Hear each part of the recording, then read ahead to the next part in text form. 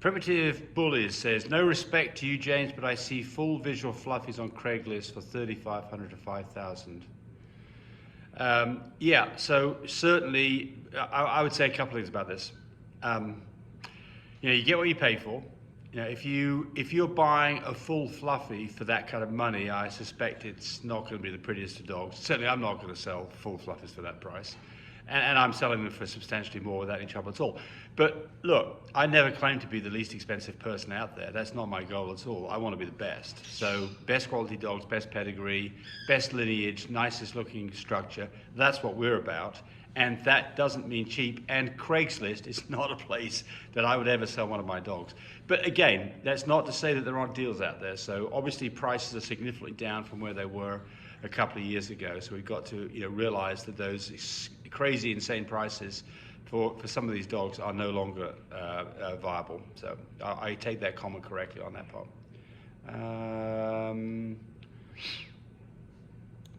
This is Bully's biggest fan. My first ever split heat that you're experiencing right now. My girl is 5 and having a third litter. She was at a show across the country with me. When it started, can stress cause it? I've also heard of low vitamin B complex.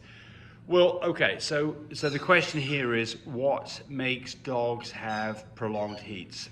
And there are a number of things. It could be diet. Certainly, in humans, if we start mucking around with diet, like for instance, you've got gymnasts who are on very, very, Olympic gymnasts, and they're on a very, very low-fat diet, and they can stop menstruating because of that. So certainly one can absolutely have diet can have some effect. And I would say, look, if in doubt, be feeding quality food along with a vitamin. If you hear that squeaky noise, I've got a puppy over there who's playing.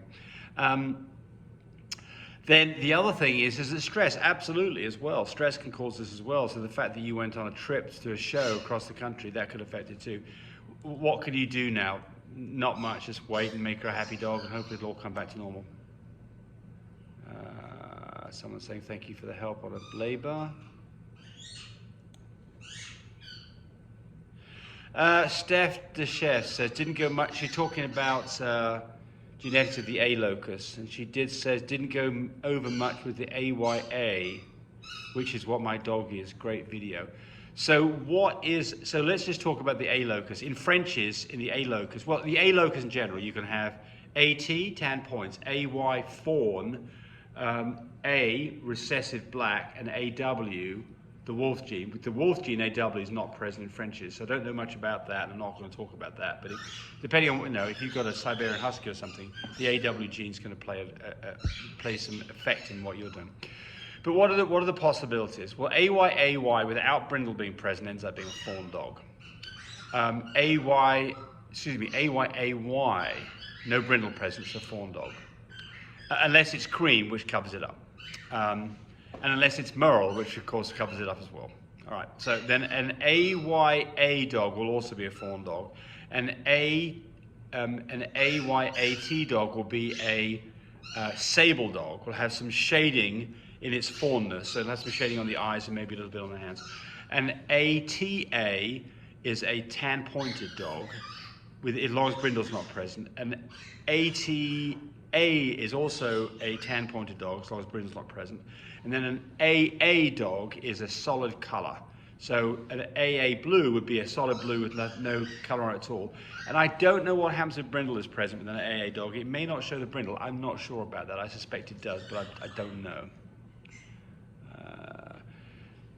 X-Res YT, what do you think about micro-bully breeding that's coming up? I don't know anything about micro-bullies. Yeah. Do you believe in some? Okay, so there's a two-part question here. I don't know much about micro-bullies because I like smaller dogs, so yeah, I like them. But in terms of how that works in the marketplace, I really don't know. Supplements, the same thing they always recommend is that you put your dogs on good quality food along with the multivitamin, and then give them folic acid while they're pregnant, 5 milligrams every day while they're pregnant.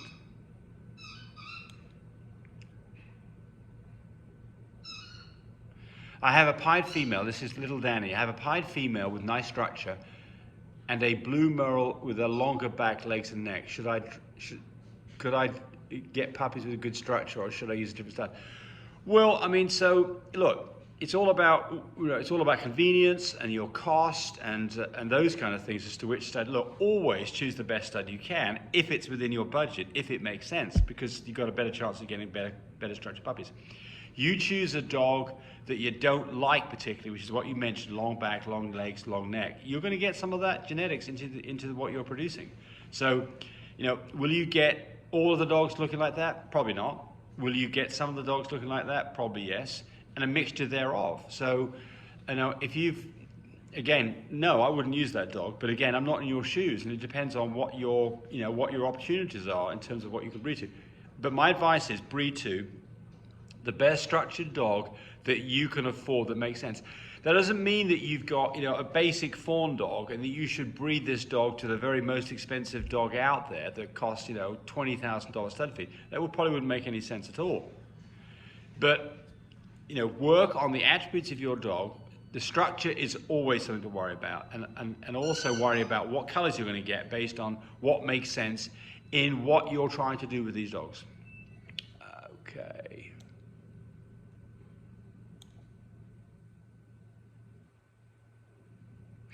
I spent ages in hospital over the Christmas time. Oh dear, this is Kathleen Rayner. Sorry to hear that.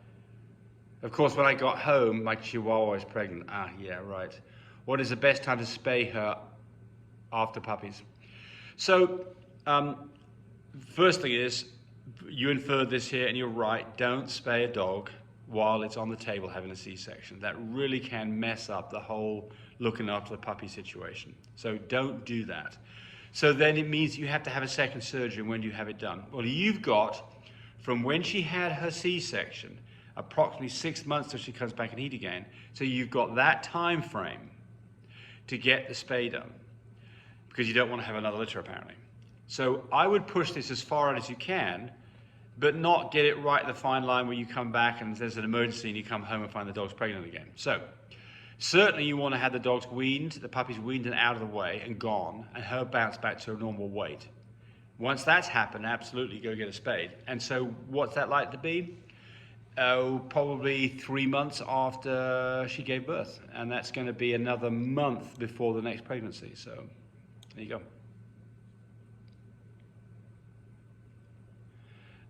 Just the Mo. So Just the Mo, we're talking about spaying dogs, and Just the Mo doesn't agree with me. Says there is only negatives when spaying and neutering. It takes away from the animals to produce the proper amount of hormones. Yeah, well, and you talk about other things here as well, but you say that only negatives. That's obviously not true, is it? There are positives, and the positives for spaying a dog is it doesn't get pregnant unintentionally.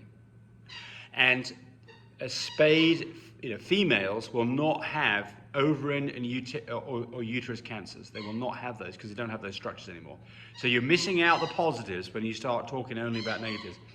But there are some negatives. I think they outweigh the positives. Excuse me, the positive outweigh the negatives. But here's the deal: your dog is your choice, and there's no one right answer. Just the Mao. Can you give the dog a morning after pill within 72 hours?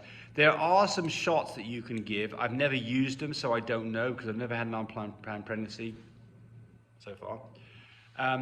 And some vets won't give it, but I think you can do it 72 hours afterwards. Yes, I believe so. But it's going to take a vet to get that, and it's going to take a vet to be on board to do it. So obviously you've got to go to the vet. So I would start off with a phone call to make sure they have that available. They'll do it for you, because you'll find lots of vets don't even want to. They don't want to do any of this.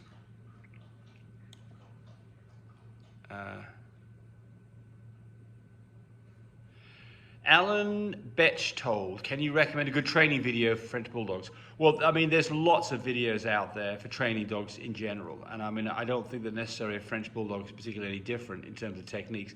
There's lots of different techniques to train dogs. The technique that I generally like is that you reward positive behavior. So, you can use clickers and treats, you can use treats, but you've got to decide what the right behavior is. And the moment the dog gives you the right behavior, it gets a treat. And that is the crux, basically, of all these training systems.